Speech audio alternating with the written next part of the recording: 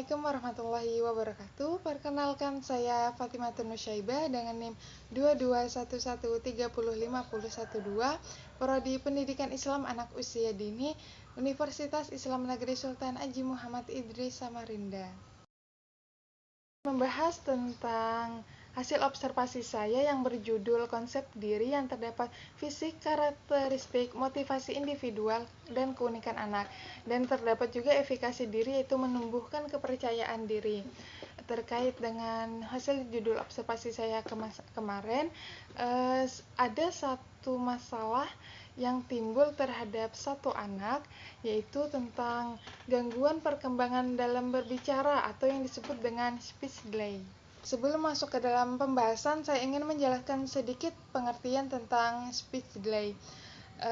Gangguan bicara atau keterlambatan berkomunikasi atau juga sering disebut dengan speech delay adalah kondisi ketika seseorang mendapatkan suatu kesulitan dalam hal mengekspresikan perasaan, keinginan pada orang lain. Dan salah satu kelainan yang sering dialami oleh anak-anak dan terjadi pada 1 dari 12 anak atau 5% sampai 8% dari anak-anak prasekolah. Hal ini mencakup gangguan bicara 3% dan gagap 1%. Adapun konsekuensi yang diambil pada gangguan bicara atau speech delay yang terlambat ditangani adalah perubahan yang signifikan dalam hal pertama tingkah laku, kedua gangguan kejiwaan, ketiga kesulitan membaca, dan keempat gangguan prestasi akademik.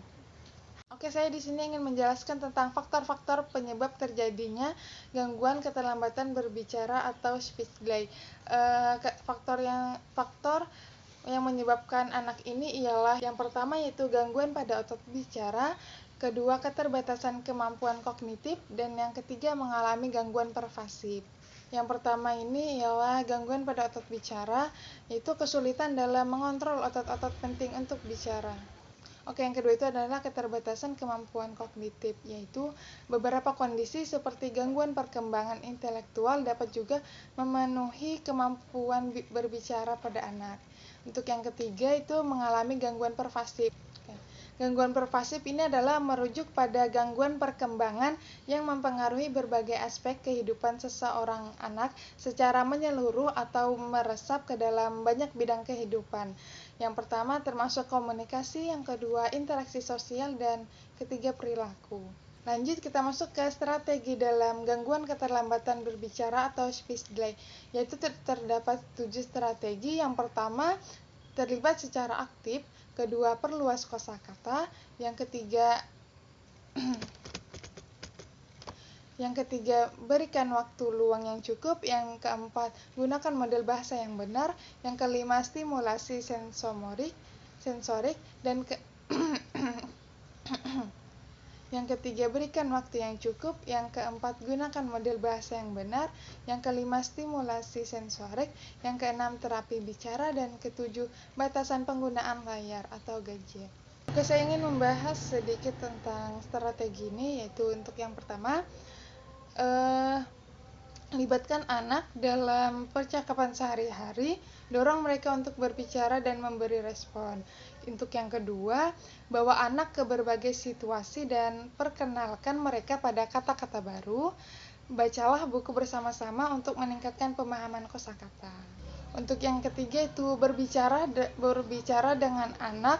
Untuk yang ketiga itu adalah berbicara dengan anak dengan baik, memberikan waktu kepada mereka untuk merespon dan hindari terlalu banyak mengintervensi. Untuk yang keempat, gunakan model bahasa yang benar, yaitu berbicaralah dengan anak menggunakan kalimat yang benar dan lengkap, membantu mereka memahami struktur bahasa dengan baik. Oke, yang ketiga, berbicara dengan anak dengan sabar, memberikan waktu kepada mereka untuk merespon dan hindari terlalu banyak mengintervensi. Untuk yang keempat, berbicaralah dengan anak menggunakan kalimat yang benar, lengkap, dan membantu mereka memahami struktur bahasa dengan baik. Oke, untuk yang kelima itu aktivitas yang melibatkan panca indera seperti mendengarkan musik atau menyentuh benda-benda berbeda dapat membantu perkembangan bahasa. Untuk yang keenam yaitu pertimbangkan konsultasi dengan seorang profesional terapi bicara yang dapat memberikan bimbingan khusus sesuai kebutuhan anak.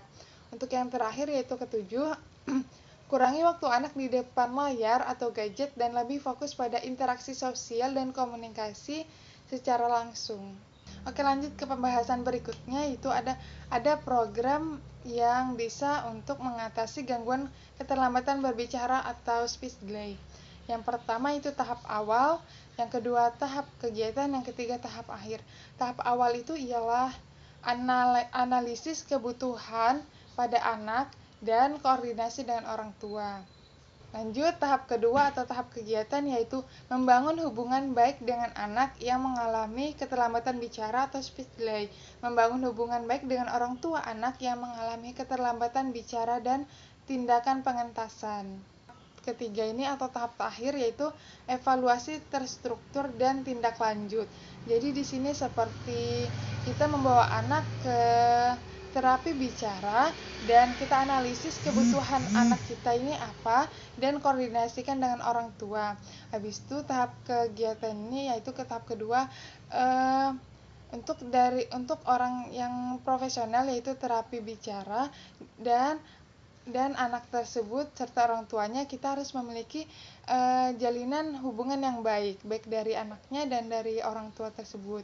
Dan di tahap terakhir ini ialah evaluasi terstruktur, berarti setiap proses harus dilanjutkan serta dengan baik dan terstruktur dan tindak lanjutnya. Oke, hanya itu yang dapat saya sampaikan terkait hasil observasi saya, yaitu terdapat satu permasalahan pada anak yaitu gangguan keterlambatan bicara atau speech delay. Hanya itu yang dapat saya sampaikan, kurang lebihnya saya mohon maaf. Wassalamualaikum warahmatullahi wabarakatuh. Dadah.